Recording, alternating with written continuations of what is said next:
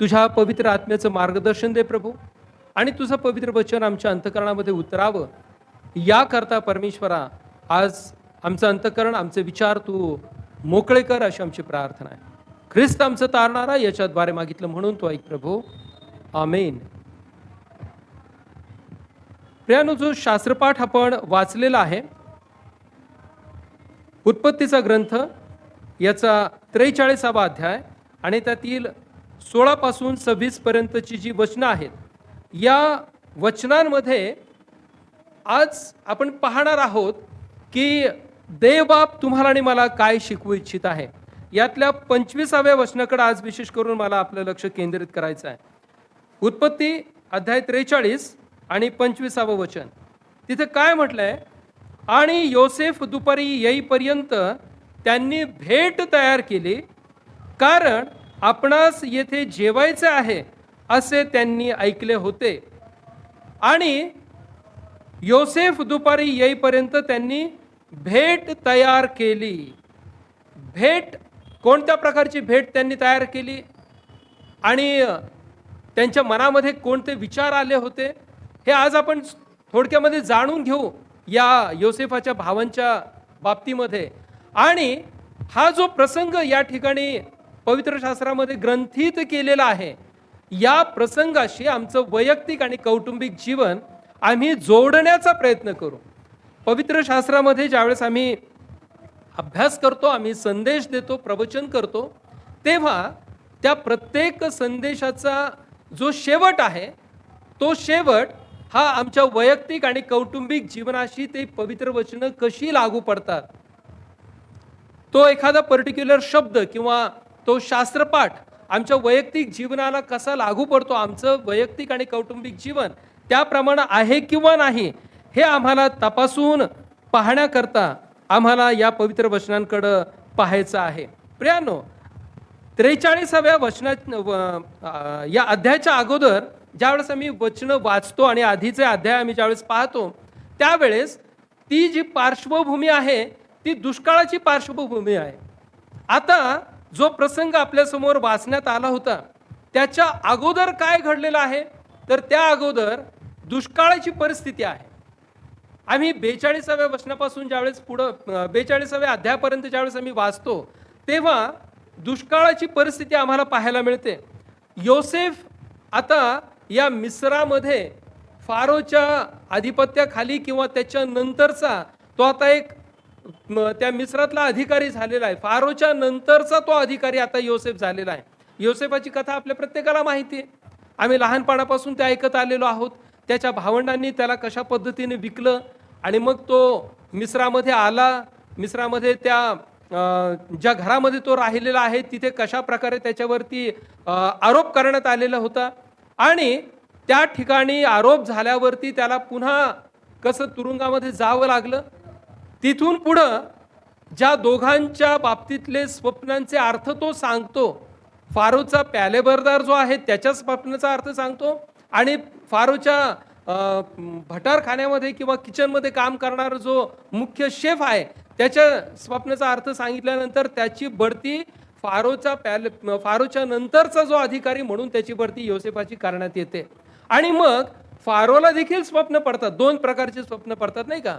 त्या दोन्ही प्रकारच्या स्वप्नांचा अर्थ हा योसेफ फारोला सांगतो आणि मग त्या स्वप्नांच्या अर्थानुसार काय घडणार असतं पुढच्या 14 वर्षांमध्ये, की आधीची 7 वर्ष जी आहेत ती सुकाळाची वर्ष असणार आहेत आणि नंतरची येणारी 7 वर्ष ही दुष्काळाची आहेत. आणि त्यामुळं योसेफ आता काय करत आहे की संपूर्ण 7 वर्षांमध्ये जे पीक त्या मिस्रामध्ये आलेलं होतं ते पीक अतिशय नियोजनबद्ध पद्धतीनं तो मिस्रामध्ये साठवून ठेवतो आणि नंतरच्या 7 वर्षांच्या दुष्काळाकरता ती तयारी तो करून ठेवलेली आपल्याला पाहायला मिळते. सगळीकडे दुष्काळ पसरलेला आहे आणि याकोब जो या सर्व 12 मुलांचा पिता आहे तो कनानामध्ये ही गोष्ट ऐकत आहे की मिस्रामध्ये धान्य आहे आणि म्हणून तो आपल्या मुलांना, जी मुलं त्याच्याकडे आहेत त्या मुलांना तो काय म्हणतो की तुम्ही जा आणि मिस्रामधून धान्य आपल्याकरता विकत घेऊन या आणि त्याच्या आज्ञेप्रमाणे किंवा आपल्या पित्याच्या सांगण्यानुसार ही याकोबाची जी मुलं आहेत, ही मुलं पहिल्यांदा पहिल्या खेपेमध्ये मिस्रामध्ये येतात आणि धान्य विकत घेण्याकरता ते येतात. आणि मग आपल्याला पाहायला मिळतं की योसेफानं काय केलेलं आहे, त्याच्या भावंडांना ओळख दाखवली नाही. तो ओळखतो की हे माझे भाऊ आहेत, यांनीच मला विकलं होतं, परंतु तो त्यांना ओळख दाखवत नाही. तो त्यांच्याशी बोलतो, त्यांना तो असं भासवतो की तुम्ही जणू काय या देशाची हेरगिरी करण्याकरता आलेले आहात. आणि म्हणून त्यांच्यावरती हेरगिरीचा आरोप ठेवून तो त्यांना काय करत आहे, 3 दिवस तुरुंगामध्ये त्या ठिकाणी तो ठेवतो, लॉकअपमध्ये ठेवतो. आणि या त्यांच्या बरोबरचा जो एक भाऊ आहे, त्यांचा जो भाऊ आहे, त्या भावाला हा योसेफ काय करतो, त्याच्याकडं ठेवून घेतो. शिमोन जो आहे त्याच्याकडे त्याला तो ठेवून घेतो आणि बाकीच्यांना धान्य देऊन तो पुन्हा पाठवून देतो. आता या पहिल्या खेपेमध्ये ज्या वेळेस हे भाऊ धान्य घेऊन जातात, ते धान्य त्यांच्याकडचं संपतं. संपल्यानंतर याकोब त्यांना पुन्हा सांगतो की आता तुम्ही पुन्हा जाऊन धान्य विकत घेऊन या. आता मात्र एक गोष्ट घडते. आता हे जे भाऊ आहेत, हे याकोबाला काय सांगत आहेत की आम्ही मागच्या वेळेस जेव्हा गेलो होतो त्यावेळेस आमच्यातल्या एकाला त्यानं ठेवून घेतलेला आहे. शिमोनाला त्यानं आमच्यापैकी एकाला, आमच्या भावापैकी त्यानं ठेवून घेतलेलं आहे. तो आता आपल्याबरोबर नाहीये. आता योसेफाचं हे म्हणणं आहे की तुमचा अजून कोणी भाऊ आहे का, त्यालाही तुम्ही घेऊन या. आणि कनानामध्ये याकोबाकडं बन्यामीन नावाचा त्यांचा भाऊ तिथे असतो. आता त्यानं सांगितलेलं आहे की आता बन्यामीनाला जर आम्ही आमच्या बरोबर घेऊन गेलो आता या दुसऱ्या वेळेमध्ये, तर तो आम्हाला काय करणार आहे, धान्य देणार आहे. आणि मग आपल्या हृदयावरती दगड ठेवून हा याकोब बन्यामीनाला या त्याच्या इतर मुलांबरोबर दुसऱ्या खेपेमध्ये धान्य घेण्याकरता पाठवतो. आता दुसऱ्यांदा हे सगळे भाऊ धान्य घेण्याकरता आलेले आहेत. त्यावेळेसचा हा प्रसंग आहे जो आपण मगाशी वाचला. हे सगळे भाऊ योसेफाकडे आलेले आहेत आणि दुपारची वेळ आता होत आलेली आहे. हा योसेफ त्याच्या भावंडांना पाहत आहे. त्यांच्याबरोबर आलेला बन्यामीन त्याला देखील त्यानं पाहिलेला आहे, त्याला तो ओळखतो. आणि हा योसेफ काय करतो की आपला जो घराचा कारभारी आहे त्या कारभाऱ्याला सांगतो की या सगळ्या लोकांसाठी, तो दर्शवत नाही की हे माझे भाऊ आहेत म्हणून, तो काय सांगतो, या आलेल्या लोकांसाठी तू उत्तम प्रतीचं जेवण तयार कर. आणि मग या योसेफाच्या घरचा जो कारभारी आहे तो आपल्या मालकाच्या हुकुमाप्रमाणे सगळी जेवणाची तयारी करतो. आणि हे भाऊ लांब उभे राहून ते पाहत असतात की योसेफ त्याला काय सांगतो. आणि त्यांच्या मनामध्ये त्यावेळेस आता काहीतरी वेगळ्या शंका निर्माण होऊ लागलेल्या आहेत. त्यांना काय वाटत आहे की आम्हाला ज्या अर्थी यानं याच्या घरी इथं घेतलेलं आहे त्या अर्थी आता हा आम्हाला काय करणार आहे, तुरुंगात टाकेल. आमच्यावरती आता अजून काहीतरी मागच्या वेळेपेक्षा अधिक आरोप तो करेल आणि तो आम्हाला आता फार मोठी शिक्षा करण्याच्या बेतामध्ये आहे. ही गोष्ट किंबहुना अशी भीती या त्याच्या भावंडांच्या मनामध्ये आता येऊ लागलेली आहे. आणि म्हणून ते काय करत आहेत, ज्यावेळेस तो योसेफ त्याच्या घर कारभाऱ्याला इन्स्ट्रक्शन्स देतो, त्यांना सांगतो की यांच्यासाठी जेवण कर, आणि तो निघून जातो. आणि मग हे सगळे भाऊ त्या घर कारभाराला येऊन भेटतात आणि त्याच्याकडे ते काय करत आहेत, ते पाठीमागं घडलेल्या गोष्टींबद्दल सांगत आहेत की महाराज, आम्ही ज्यावेळेस पहिल्यांदा येऊन धान्य घेऊन गेलो त्यावेळेस आमच्या गोणीमध्ये पैसा मिळालेला होता. आम्ही तर इथं पेमेंट केलं होतं, परंतु जास्तीचा पैसा आमच्या गोण्यामध्ये मिळालेला आहे, तो बघा आम्ही पुन्हा घेऊन आलेलो आहोत.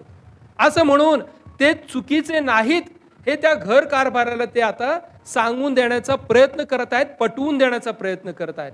आणि तो घर कारभार त्यांना काय म्हणतो की नाही, तुम्ही काही घाबरू नका, तुमचा जो पैसा आहे तो आम्हाला मिळालेला आहे, तुम्ही निश्चिंत राहा, निवांत राहा, तुम्ही कोणत्याही प्रकारची काळजी करू नका, असं या आत्ता वाचलेल्या शास्त्रपाठामध्ये आपण बघितलेलं आहे. आणि मग आता योसेफ येण्याकरता वेळ आहे, तो बाहेर गेलेला आहे काही कामानिमित्त. त्यानं त्याच्या घर कारभाऱ्याला काही गोष्टी करण्याकरता सांगितलेलं आहे, जेवण तयार करण्याकरता सांगितलेलं आहे. आणि आता या योसेफाच्या भावंडांनी काय केलेलं आहे, त्या योसेफासाठी एक भेट तयार केलेली आहे. ज्यावेळेस ते त्याच्या घरी आलेले आहेत, त्यावेळेस त्या कारभाऱ्यानं ज्या त्यांच्या भावाला त्यांच्याकडं डांबून ठेवलेलं होतं, शिमोनाला आता त्यानं त्यांच्याकडं आणलेलं देखील आहे. आता हे सगळे भाऊ एकत्र आहेत आणि त्यांनी असा विचार केला की आम्ही आता याच्या घरी आलेलो आहोत, त्यानं आमच्याकरता आता भोजनाची व्यवस्था केली आहे, तर आम्हाला त्याला काहीतरी गिफ्ट दिलं पाहिजे, काहीतरी भेट आम्हाला त्याला देता आली पाहिजे. आणि म्हणून ते आता एक भेट तयार करत आहेत. ती कोणती भेट आहे त्याचं वर्णन या अध्यायामध्ये किंवा या पुस्तकामध्ये आपल्याला पाहायला मिळत नाही, परंतु असं म्हटलेलं आहे की शिमोन योसेफ परत येईपर्यंत त्यांनी त्याच्याकरता एक भेट तयार केलेली आहे. आणि ती भेट ते लोक त्याला कधी देत आहेत? ज्यावेळेस तो दुपारी पुन्हा येतो जेवणाच्या वेळेपर्यंत, त्यावेळेस त्यांनी ती भेट त्याला देऊ केलेली आहे. आणि ती भेट देत असताना त्यांनी त्याला काय केलेलं आहे? लवून मुजरा केलेला आपल्याला पाहायला मिळतो. प्रियांनो, आपल्याला आठवतंय का योसेफानं हेच भविष्य त्याच्या भावंडांना मागं सांगितलं होतं? त्यानं सांगितलं होतं की तुम्ही काय करणार आहात? मला नमन करणार आहात. आणि हे परमेश्वराचं कार्य आहे. पहा, योसेफानं याच त्याच्या भावंडांना, त्याच्या वडिलांना पुढे घडणाऱ्या गोष्टीविषयीचं भाकीत अगोदरच करून सांगितलेलं होतं आणि त्याप्रमाणेच ते तंतोतंत घडलेलं आपल्याला पाहायला मिळत आहे. आता हे भाऊ ज्यावेळेस या योसेफाच्या समोर उभे आहेत, भेदरलेल्या अवस्थेत आहेत, घाबरलेले आहेत. हा काय करतोय आम्हाला माहिती नाही. योसेफानं तर ओळखलं की हे माझे भाऊच आहेत, परंतु या भावंडांनी ओळखलं नाही त्याला. मध्यंतरी 13 वर्षांचा कालखंड गेलेला आहे.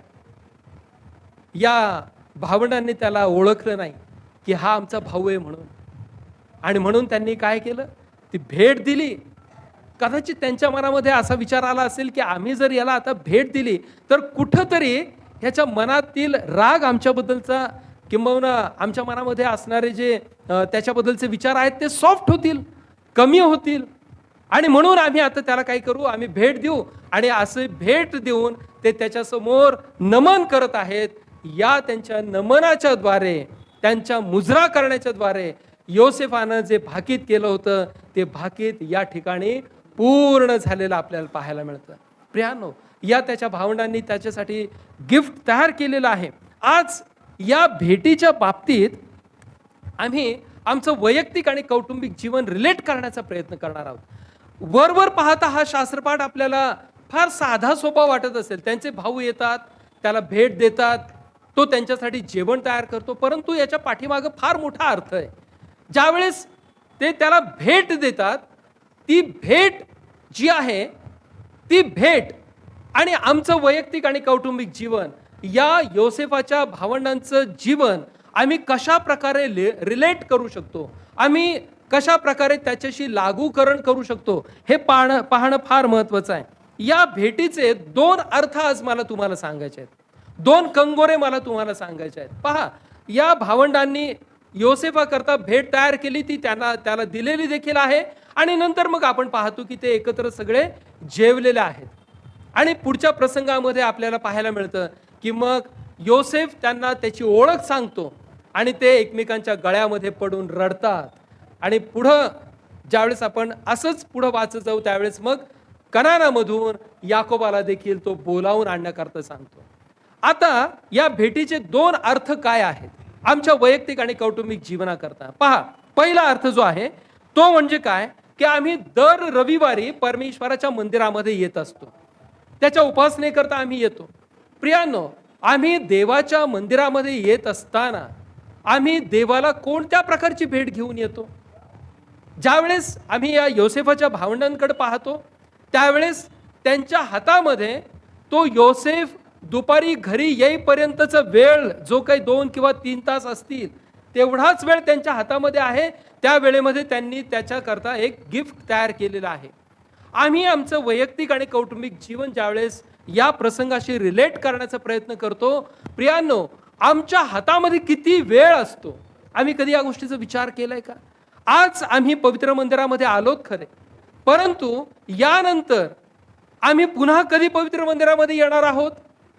आम्ही पुढच्या रविवारी येणार आहोत, नाही का? जरी बुधवारी चर्च असलं संध्याकाळी, तरी खूप ठराविक 6, 7, 8 लोक असतात. आम्हाला आमच्या परमेश्वराला, आमच्या देवाला, आमच्या निर्माणकर्त्याला भेटायला येण्याकरता आमच्या हातामध्ये काय आहे? आम्ही काय घेऊन त्या परमेश्वराला भेटण्यासाठी त्याच्या पवित्र मंदिरामध्ये येऊ शकतो?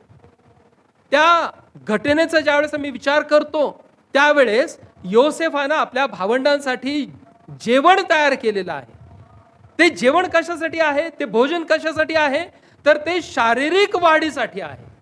आम्ही ज्यावेळेस आमच्या परमेश्वराला भेटण्याकरता दर रविवारी त्याच्या घरामध्ये येतो, त्याच्या पवित्र मंदिरामध्ये येतो, त्यावेळेस आम्ही देखील जेवण करण्याकरता येत असतो. परंतु हे जेवण कोणतं आहे? हे आध्यात्मिक जेवण आहे. हे पवित्र वचनांचं जेवण आहे. आणि हे जेवण करण्याकरता आम्ही काय केलं पाहिजे? आम्ही लगबगीनं त्याच्या पवित्र मंदिरामध्ये आलं पाहिजे. आम्ही आदरयुक्त भीतीनं परमेश्वराच्या मंदिरामध्ये येणं फार गरजेचं आहे. प्रियानो, योसेफानं त्याच्या घरच्या कारभाऱ्याला जेवणाची व्यवस्था करण्याकरता सांगितलेलं आहे. देवाच्या पवित्र मंदिरामधला जो कारभारी आहे तो कोण आहे? तो परमेश्वराचा याजक आहे, देवाचा अभिषिक्त आहे. आणि त्या अभिषिक्तावर, त्या याजकावरती ही फार मोठी जबाबदारी आहे की त्यानं देवाच्या मंडळीच्यासाठी भोजनाची तयारी करायची आहे. आणि मग दर रविवारी ज्यावेळेस आम्ही इथं परमेश्वराला भेटण्याकरता येतो, त्यावेळेस आम्ही देखील, अगदी माझ्यासहित कुणीही याजक असू द्या, प्रत्येक याजकासहित येणारी मंडळी ही परमेश्वराच्या घरामध्ये भोजनासाठी आलेले असते. परंतु हे भोजन कोणतं आहे? हे आध्यात्मिक वचनांचं भोजन आहे. हे भोजन आम्हाला करता आलं पाहिजे. प्रियांनो, योसेफाचा घर कारभारी जो त्यांच्याकरता जेवण तयार करत होता, त्याने जेवणाची व्यवस्था केली. देवाच्या मंदिरामध्ये त्याचे याजक परमेश्वराच्या मंडळी करता, त्याच्या लोकांकरता या पवित्र अन्नाची आणि पवित्र वचनांची तयारी करून ते जे भोजन आहे ते मंडळी समोर वाढत असतात. प्रियांनो, हे भोजन करण्याकरता आम्ही तयार आहोत का? आम्ही सिद्ध असणं फार गरजेचं आहे.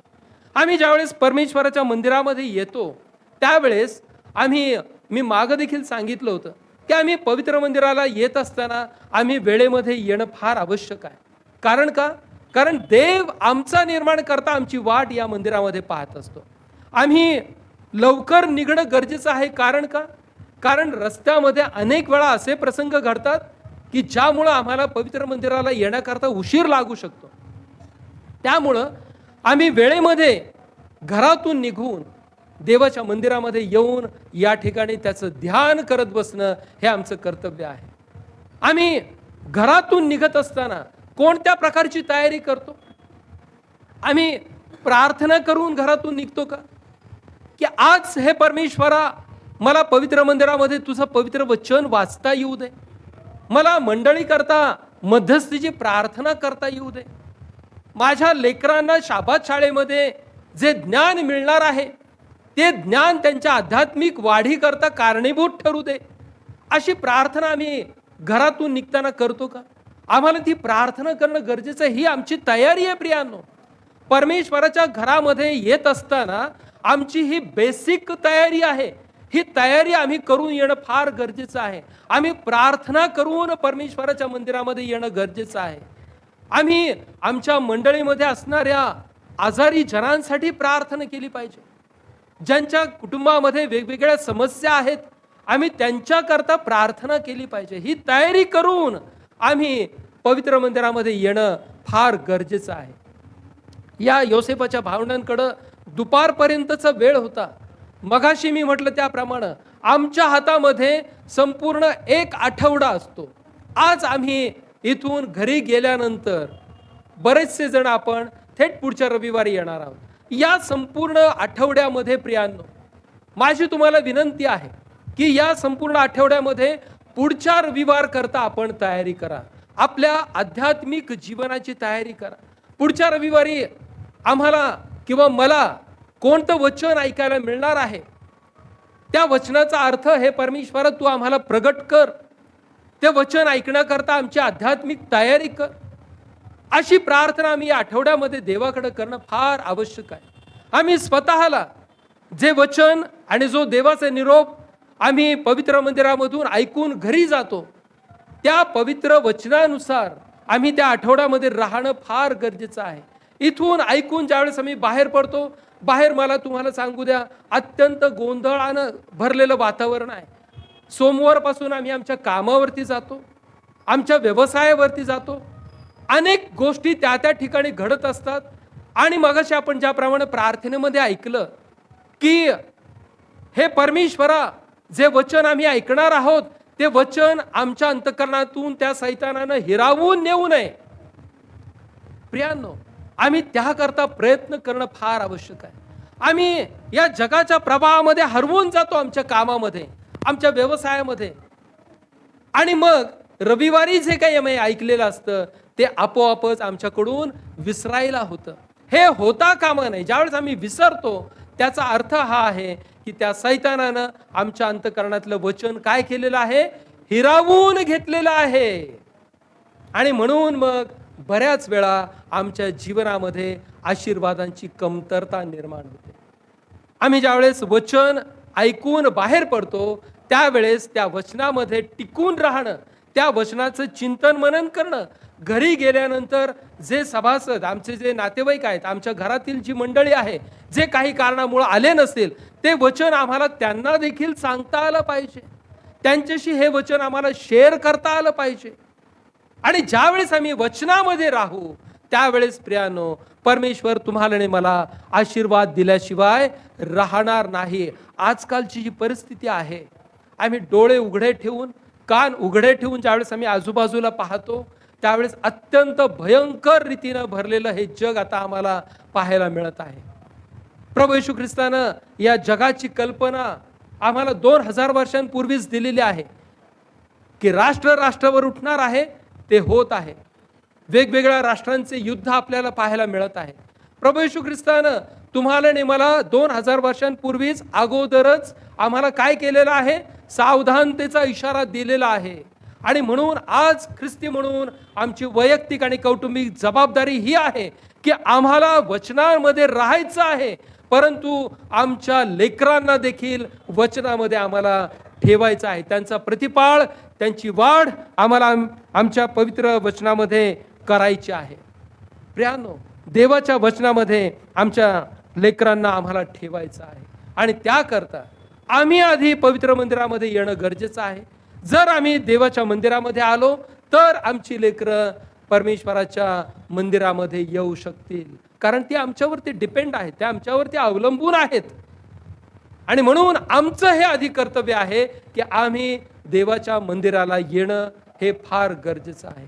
ज्यावेळेस आम्ही देवाच्या मंदिरामध्ये येतो त्यावेळेस आम्ही परमेश्वराला साजेसा किंवा ख्रिस्तीपणाला साजेसं असं आमचं आचरण आणि आमचं वागणं, आमचा पेहराव हा ख्रिस्तीपणाला साजेसा असं असणं फार गरजेचं आहे. प्रियानो, आम्ही देवाच्या मंदिरामध्ये ज्यावेळेस येतो त्यावेळेस आम्ही काय आणणं गरजेचं आहे, आम्ही काय नेणं गरजेचं आहे. योसेफाच्या भावंडांनी त्याच्याकरता एक भेट तयार केली होती. आम्ही परमेश्वराच्या मंदिरामध्ये येत असताना आमचं पवित्र शास्त्र हातामध्ये घेऊन येणं फार आवश्यक आहे. जगाला दाखवा ना, जे आमच्याकडे येता जाता पाहतील रस्त्यानं, आम्ही गाडी पार्क करून ज्यावेळेस येऊ त्यावेळेस छातीला धरा पवित्र शास्त्र, असं आमच्या छातीशी आम्ही धरलं पाहिजे. घरातून ज्यावेळेस आम्ही निघतो, ज्यावेळेस येरवड्यामध्ये या ठिकाणीच साधारण 1-1.5 किलोमीटरच्या परिसरामध्ये राहणारे जे आपले सर्व सभासद आहेत, माझी विनंती आहे, छातीशी धरावं आम्ही पवित्र शास्त्र आणि अभिमानानं ते छातीवरती मिरवून आम्ही पवित्र मंदिरामध्ये यावं की हो, आम्ही देवाला भेटायसाठी चाललेलो आहोत आणि हे आमचं पवित्र शास्त्र आहे. प्रियानो, आम्ही परमेश्वराच्या पवित्र मंदिरामध्ये येत असताना आम्ही काय घेऊन आलं पाहिजे, तर आम्ही पवित्र शास्त्र त्याच्या पवित्र मंदिरामध्ये घेऊन येणं फार आवश्यक आहे. का घेऊन यायचं, त्याची वेगवेगळी कारणं आहेत. आम्हाला त्याचे रेफरन्सेस पाहता येतात. जे याजक आम्हाला सांगतात, जो संदेश आम्हाला देतात, त्या संदेशांमधून जे रेफरन्सेस जे संदर्भ दिले जातात, निदान ते संदर्भ बरोबर आहेत की नाही हे पाहण्यासाठी तरी आम्ही पवित्र शास्त्र आणणं फार गरजेचं आहे. एखादा शब्द, एखादा अध्याय, एखादं वचन पाळकसाहेब बरोबर सांगत आहेत की नाही हे समजण्याकरता किमान आपण पवित्र शास्त्र आपल्या बरोबर घेऊन यावं. आणि म्हणून आम्ही येत्या दिवसांमध्ये आमचं वैयक्तिक पवित्र शास्त्र पवित्र मंदिराला आम्ही जरूर घेऊन येणं फार गरजेचं आहे प्रियानो. कारण मी किंवा कुणीही पाळक असू द्या, कितीही संदर्भ दिले, परंतु आपण जर ते तपासून पाहिले नाहीत तर ते आमच्या कधीच लक्षात येणार नाहीत. आणि म्हणून प्रत्येक संदेशाच्या वेळेस आम्हाला ते संदर्भ तपासून पाहणं फार गरजेचं आहे. आम्ही देवाच्या मंदिराला येत असताना आम्ही काय घेऊन आलं पाहिजे? आम्ही प्रार्थना घेऊन यायला पाहिजे. आम्ही प्रार्थना करून देवाच्या मंदिरामध्ये यायला पाहिजे. आम्ही पवित्र शास्त्र घेऊन देवाच्या मंदिरामध्ये येणं फार गरजेचं आहे. अजून आम्ही काय आणलं पाहिजे? आम्ही फक्त शरीरानं इथं येऊन उपयोग नाही, आम्ही आमचं अंतःकरण देखील देवाच्या मंदिरामध्ये घेऊन येणं गरजेचं आहे. आमचं काळीज, आमचं अंतःकरण देवाच्या मंदिरामध्ये घेऊन येणं फार आवश्यक आहे. कारण देवाचा जो निरोप आहे तो निरोप आम्हाला आमच्या अंतःकरणामध्ये भरून घ्यायचा आहे. लक्षात घ्या प्रियांनो, या योसेफानं आपल्या भावंडांसाठी जेवण तयार केलं. ते जे जेवण होतं ते त्यांच्या शारीरिक वाढीसाठी आहे. आम्ही देखील घरी जे काही जेवण करतो, जे भोजन करतो, ते भोजन आमच्या शारीरिक वाढीसाठी आहे. परंतु पवित्र वचनांचं जे भोजन आहे हे आमच्या आध्यात्मिक वाढीसाठी आहे. आणि मग हे कुठं साठवून घ्यायचं? याच्यासाठी ताट कोणतं आहे? आम्ही घरी ज्यावेळेस जेवण करतो त्यावेळेस ताटामध्ये छान व्यवस्थित वाढवून घेऊन मग आम्ही ते जेवण करतो. या पवित्र वचनांच्या जेवणाकरताचं ताट म्हणजे आमचं अंतःकरण आहे. या अंतःकरणामध्ये आम्हाला ही पवित्र वचनं साठवून घ्यायची. ही पवित्र वचनं, हा देवाचा निरोप आमच्या अंतःकरणामध्ये भरभरून वाढवून घ्यायचा आहे. त्याकरता आमचं अंतःकरण देवाच्या मंदिरामध्ये येण्यापूर्वी रिक्त झालेलं असणं फार आवश्यक आहे.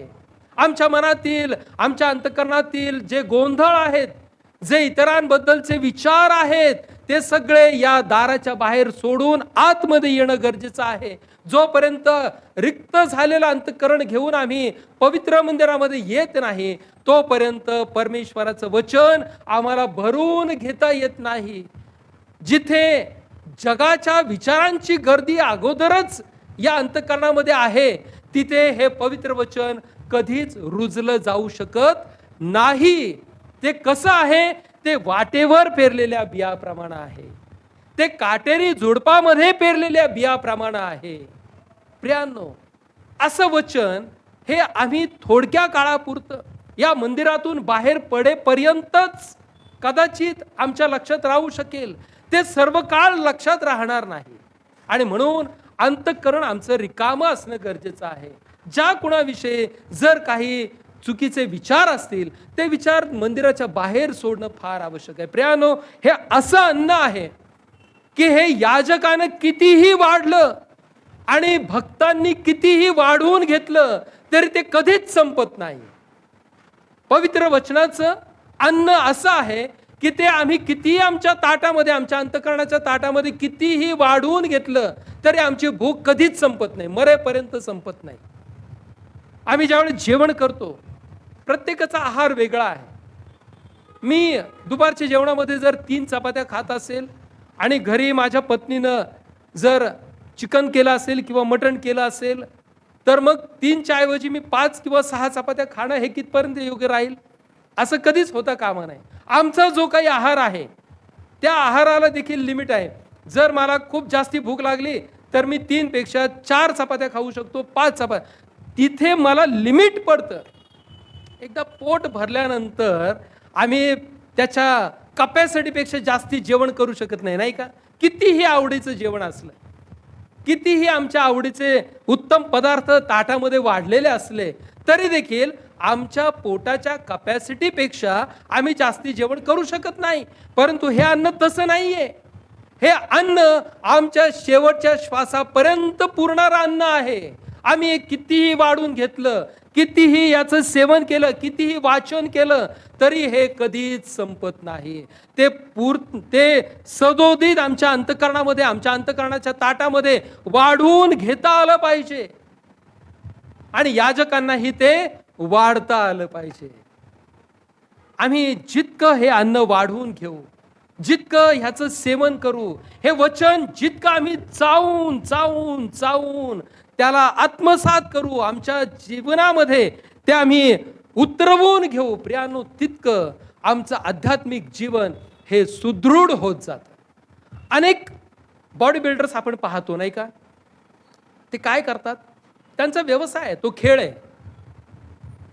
जिम करतात, ते कसरत करतात, व्यायाम करतात आणि ते जेवण करतात, परंतु त्यांचं ठरलेल्या डाएट प्रमाणे, हो की नाही.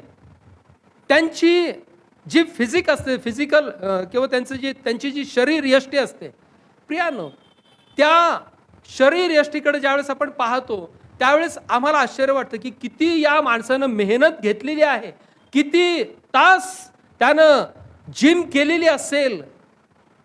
प्रियानो, आम्ही ज्यावेळेस या पवित्र वचनांकडे पाहतो त्यावेळेस आम्हाला काय जाणवतं, आम्ही देखील या पवित्र वचनांच्या बाबतीत जिम करणं गरजेचं आहे, आम्ही कसरत करणं गरजेचं आहे.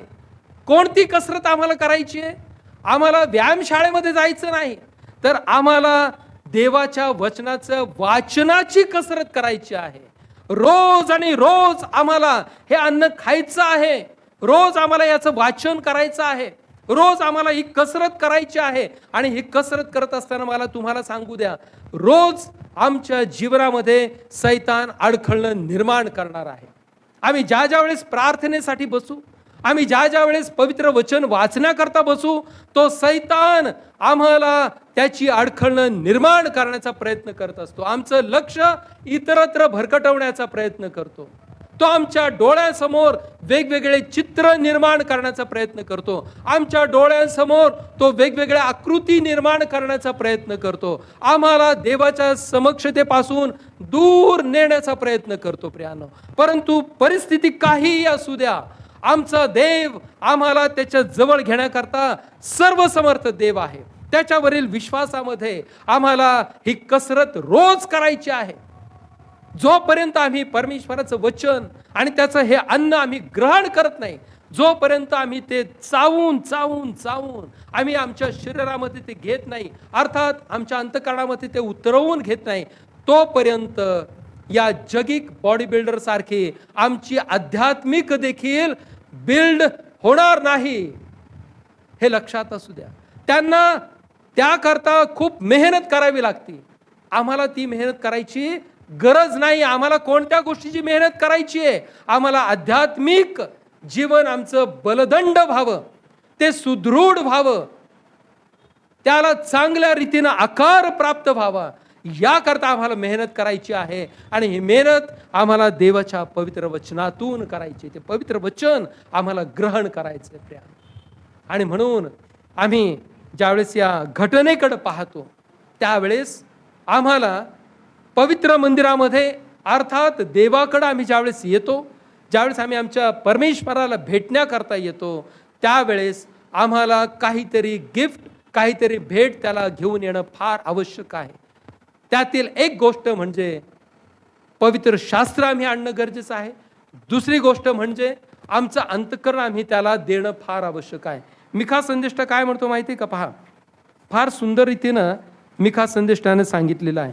मिखा संदेष्टा याचं 6वा अध्याय आणि त्यातल्या 6व्या वचनापासून मी पुढे वाचतो. तो काय म्हणतो पहा, मी काय घेऊन यहोवाच्या पुढे येऊ आणि काय घेऊन परात्पर देवासमोर नमन करू? मी होमारपणे 1 वर्षाची वासरे घेऊन त्याच्या पुढे येऊ काय? हजारो मेंढ्यांनी किंवा तेलाच्या 10,000 नद्यांनी यहोवा संतुष्ट होईल काय? मी आपल्या अपराधांबद्दल माझा प्रथम जन्मलेला मुलगा, माझ्या जीवाच्या पापाबद्दल माझ्या देहाचे फळ देऊ काय? मिखा संदेष्टा काय म्हणतो की मी किती होमार्पण माझ्या परमेश्वराला देऊ? तेलाच्या 10,000 नद्या मी देवासाठी वाहू काय? की ज्यामुळं परमेश्वराला आनंद होईल, देवाला आनंद होण्याकरता मी अजून काय केलं पाहिजे? मी माझा ज्येष्ठ पुत्र त्याला देऊ काय, की ज्यामुळं माझा देव आनंदित होईल? प्रियांनो, परमेश्वराला आता या कोणत्याही गोष्टींची गरज राहिलेली नाही, कारण देवासाठीचं जे अर्पण आहे ते त्यानं आता एकदाच करून घेतलेलं आहे, ज्याविषयी आम्ही उत्तम शुक्रवारी बघितलेला आहे. आता काय राहिलेलं आहे? आता जे राहिलेलं आहे ते त्याच्यावरचा विश्वास वाढवण्याचं एवढंच काम आमच्या हातामध्ये आता राहिलेलं आहे. मिका संदेष्टा म्हणतो की मी माझा ज्येष्ठ पुत्र परमेश्वराला देऊ का, की ज्यामुळे तो आनंदित होईल? त्याच्याही पुढे आम्ही पाहिलं पाहिजे. राजा दावीद काय म्हणतो स्तोत्र 51 मध्ये, की हे परमेश्वरा, भग्न आणि अनुतप्त हृदय तू तुच्छ मानणार नाहीस. देवाला आता कोणत्याही अर्पणांची गरज राहिलेली नाही. परमेश्वराला आता एकच गिफ्ट हवं आहे. परमेश्वराला आता एकच भेट हवी आहे, आणि ती भेट म्हणजे तुमचं आणि माझं भग्न आणि अनुतप्त हृदय. प्रियानो, ते भग्न, फुटलेलं, तुटलेलं, छिन्न विछिन्न झालेलं हृदय परमेश्वराला तुमच्या आणि माझ्याकडून अपेक्षित आहे. ते हृदय आम्ही देवाच्या मंदिरामध्ये घेऊन येणं फार गरजेचं आहे. आम्ही परमेश्वराला भेट देण्याकरता वेगवेगळ्या वस्तू देतो, नाही का? परंतु देवाला मिखा म्हणतो त्याप्रमाणे कोणत्याही गोष्टींची गरज नाही. त्याला फक्त एकाच गोष्टीची गरज आहे, आणि ती गोष्ट म्हणजे तुमचं आणि माझं फुटलेलं हृदय. प्रियानो, आम्ही या घटनेकडे पाहत असताना आम्हाला या योसेफाच्या येण्याची वेळ माहिती आहे त्याच्या भावंडांना, की तो दुपारी येणार आहे, आणि त्याकरता त्यांनी भेट तयार केली. याचा दुसरा अर्थ, या भेटीचा दुसरा अर्थ काय आहे? या भेटीचा दुसरा अर्थ काय आहे? आम्हाला देखील आमच्या प्रभू येशू ख्रिस्ताच्या दुसऱ्या येण्याची वेळ माहिती आहे. आम्हाला हे माहिती आहे की तो येणार आहे, परंतु वेळ आम्हाला निश्चित अर्थानं ठाऊक नाही. पण हे मात्र ठाऊक आहे की तो येणार आहे. योसेफाच्या भावंडांना तो दुपारपर्यंत येणार आहे याची वेळ माहिती होती, पण आज तुम्हाला आणि मला आमचा तारणारा प्रभू येशू ख्रिस्त हा दुसऱ्यांदा येणार आहे हे माहिती आहे. प्रियांनो, त्या प्रभू येशू ख्रिस्ताच्या दुसऱ्या आगमनाकरता आम्ही कोणत्या प्रकारची भेट तयार केलेली आहे? त्या भावंडांकडं दुपारपर्यंतचा वेळ होता, त्या वेळेमध्ये त्यांनी भेट तयार केलेली आहे. प्रियांनो, आज तुमच्या आणि माझ्या हातामध्ये वेळ आहे. आम्ही कृपेच्या काळामध्ये आमचं जीवन जगत आहोत. तो प्रभू येशू ख्रिस्त आता येणार आहे. तो आता तारणारा म्हणून नाही, तर तो न्यायाधीश म्हणून येणार आहे. त्या न्यायाधीश म्हणून येणाऱ्या ख्रिस्ताला आम्ही काय आणि कोणत्या प्रकारची भेट देणार आहोत? आज आम्ही आमच्या अंतःकरणाची तयारी केलेली आहे का? आमचं आध्यात्मिक जीवन त्या दृष्टिकोनातून आम्ही तयार करत आहोत का? आज आमच्या हातामध्ये असणारी ही जी वेळ आहे, ही वेळ प्रियांनो, देवाच्या वचनांमध्ये आम्हाला रमण्याची आणि परमेश्वराचं वचन वाचण्याची आणि आमची आध्यात्मिक तयारी करण्याची वेळ परमेश्वराने तुम्हाला आणि मला दिलेली आहे. प्रियांनो, प्रभू येशू ख्रिस्ताने एक दाखला फार सुंदर रीतीने सांगितला, नाही का, जो आम्ही वाचला होता. एक वृद्ध स्त्री आहे आणि तिच्यावरच्या अन्यायासाठी ती न्यायाधीशाकडे दाद मागते, नाही का, आणि ती रोज आणि रोज जाऊन त्या न्यायाधीशाला त्रास देत आहे. आणि मग तो न्यायाधीश एक दिवशी म्हणतो की मी हिचा न्याय याच्यासाठी करेन की ही आता इथून पुढे मला त्रास तरी देणार नाही, नाही का. आणि मग तो तिचा न्याय करतो. ती काय करते? ती रोज जाऊन त्याला पीडत आहे. ती रोज त्याच्याकडे दाद मागत आहे, माझा न्याय कर, माझा न्याय कर, माझा न्याय कर. तिला माहिती आहे की हा माझा न्याय करणार आहे. तिचा विश्वास त्याच्यावरती आहे. प्रियांनो, त्या घटनेच्या माध्यमातून प्रभू येशू ख्रिस्ताला तुम्हाला आणि मला हे शिकवायचं आहे की तो न्यायाधीश म्हणजे तुमचा आणि माझा प्रभू येशू ख्रिस्त ज्यावेळेस पुन्हा या जगामध्ये येणार आहे, त्यावेळेस त्या न्यायाधीश येशूला तुमच्या आणि माझ्यामध्ये तसा विश्वास आढळणार आहे का? हा त्या दाखल्याचा अर्थ आहे. आम्ही तितके विश्वासू त्या प्रभू येशूला आढळणार आहोत का, ज्यावेळेस तो दुसऱ्यांदा न्यायाधीश म्हणून येणार आहे? प्रियांनो, आज आमच्या हातामध्ये ही वेळ निश्चित अर्थानं आहे. हा कृपेचा काळ आहे. आम्हाला जो वेळ मिळतो त्या वेळेमध्ये आम्ही देवाचं वचन वाचणं फार गरजेचं आहे. देवाचं वचन वाचावं, त्या वचनावर चिंतन मनन करावं, त्या वचनाचा अर्थ समजावून घ्यावा आणि त्याकरता प्रियांनो आम्हाला परमेश्वराचं मंदिर लाभलेलं आहे. प्रियांनो, देवाच्या वचनाचा अभ्यास आम्हाला आमच्या आध्यात्मिक वाढीसाठी करायचा आहे. आमचा विश्वास आमच्या परमेश्वरावरती वाढण्याकरता करायचा आहे. कारण प्रभू येशू ख्रिस्त म्हणतो, ज्यावेळेस मी या पृथ्वी तलावरती पुन्हा येईल, ज्यावेळेस देवाचा पुत्र पुन्हा या पृथ्वी तलावरती येईल, त्यावेळेस त्याला असा विश्वास आढळेल काय? त्या शताधिपतीच्या बाबतीत प्रभू येशू ख्रिस्त काय म्हणाला होता आठवतं? तो शताधिपती जो आहे त्यानं ख्रिस्ताकडे विनंती करण्याकरता पाठवलं होतं लोकांना, नाही का? जा आणि माझ्या चाकरासाठी गुरूंना घेऊन या. प्रियांनो, तो कोणी यहुदी नव्हता, तो इस्रायली नव्हता, परंतु त्याचा विश्वास प्रभू येशू ख्रिस्तावरती होता की हा देवाचा पुत्र आहे आणि याच्या प्रार्थना करण्यानं किंवा याच्या घरी येण्यानं माझा चाकर बरा होणार आहे. प्रियांनो, प्रभू येशू ख्रिस्त त्याच्या बाबतीत काय म्हणतो की इतका मोठा विश्वास मला इस्रायलातही आढळला नाही, इतका मोठा विश्वास मला इस्रायलात देखील आढळला नाही. प्रियांनो, आज आम्ही कुठे आहोत? आम्ही तो आमचा प्रभू ज्यावेळेस न्यायाधीश म्हणून येईल त्यावेळेस आम्ही त्याला काय घेऊन सामोरं जाणार आहोत? आम्ही कोणत्या रीतीने त्याला सामोरं जाणार आहोत? आम्ही दर रविवारी प्रभूला भेटण्याकरता काय घेऊन येतो? हा प्रश्न आज मला तुमच्या समोर ठेवायचा आहे. आम्ही काय घेऊन त्या प्रभूला भेटण्याकरता येत आहोत? आम्ही आमचं भग्न आणि अनुतप्त झालेलं हृदय त्याला अर्पण करण्याकरता ती भेट घेऊन येत आहोत का? जर नाही तर आजपासून ते भग्न आणि अनुतप्त हृदय आम्ही त्याला देण्याकरता तयार करावं. प्रियांनो, तो प्रभू आमचा जो पुन्हा येणार आहे, त्या पुन्हा येणाऱ्या न्यायाधीशाला आम्ही कोणत्या प्रकारची भेट घेऊन सामोरं जाणार आहोत?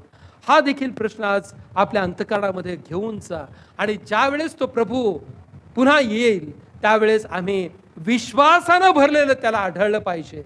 या तयारीमध्ये आम्ही असणं फार गरजेचं आहे. आणि ज्यावेळेस आम्ही विश्वासानं भरलेलं असे त्याला आढळू त्यावेळेस तो तुमच्या आणि माझ्याकरता काय म्हणणार आहे की हे माझ्या पित्याच्या विश्वासू जन हो, निवडलेल्या लोकांनो, तुम्ही इकडे माझ्या उजवीकडे या. हे रिवॉर्ड तो तुम्हाला आणि मला देणार आहे. केव्हा? ज्यावेळेस आम्ही हे पवित्र वचन रोज आणि रोज आणि रोज याचं वाचन करू. जोपर्यंत आम्ही याचं वाचन करू रोज, तोपर्यंत या वचनाच्या द्वारे आमची आध्यात्मिक वृद्धी होणार आहे. आणि तीच वृद्धी, तेच आध्यात्मिकतेनं भरलेलं जीवन, तेच विश्वासानं भरलेलं जीवन आम्ही त्या ख्रिस्ताला समर्पित करणं फार गरजेचं आहे. ख्रिस्ताला तुमच्याने माझ्याकडून पैशाची अपेक्षा नाही, त्याला सोन्या चांदीची अपेक्षा नाही. आमच्या परमेश्वराला कोणत्या प्रकारची भेट आमच्याकडून अपेक्षित आहे? आम्हाला त्याला आमच्याकडून आमचं काळीज अपेक्षित आहे, जे फुटलेलं आहे, जे भग्न हृदय आहे, जे पश्चातापानं भरलेलं आहे आणि जे विश्वासानं भरलेलं जीवन आहे. या गोष्टींची भेट आम्हाला आमच्याकडून आमच्या तारणाऱ्या प्रभू येशू ख्रिस्ताला आज अपेक्षित आहे. ती भेट आम्ही त्याला देणार आहोत का? प्रियांनो, ती भेट आम्हाला त्याला देता यावी याकरता परमेश्वर आपल्या प्रत्येकाला अधिक आणि अधिक आशीर्वादित करो. आमेन. प्रार्थना करू. सर्वसमर्थ ईश्वरा, तुला आम्ही धन्यवाद देतो, आम्ही तुझे उपकार मानतो. प्रभू परमेश्वरा, आम्हाला तुला जी भेट द्यायची आहे प्रभू परमेश्वरा, ती भेट पैशाच्या स्वरूपात नाही, सोन्या नाण्याच्या स्वरूपामध्ये नाही, तर तू आमचं फुटलेलं हृदय मागत आहेस, विश्वासानं भरलेलं जीवन मागत आहेस. प्रभू परमेश्वरा, ती तयारी करण्याकरता आम्हाला शक्ती, सामर्थ्य आणि धैर्य दे. आणि परमेश्वरा बापा, ती भेट आम्हाला तुला देता यावी ज्याची अपेक्षा तू आमच्याकडून रोज आणि रोज करत आहेस. प्रभू परमेश्वरा, त्याकरता आम्हाला सहाय्य कर. येशू ख्रिस्त आमचं तारणारा, याच्याद्वारे ही प्रार्थना विश्वासानं तुझ्या चरणी सादर केली म्हणून तो ऐक बापा. आमेन.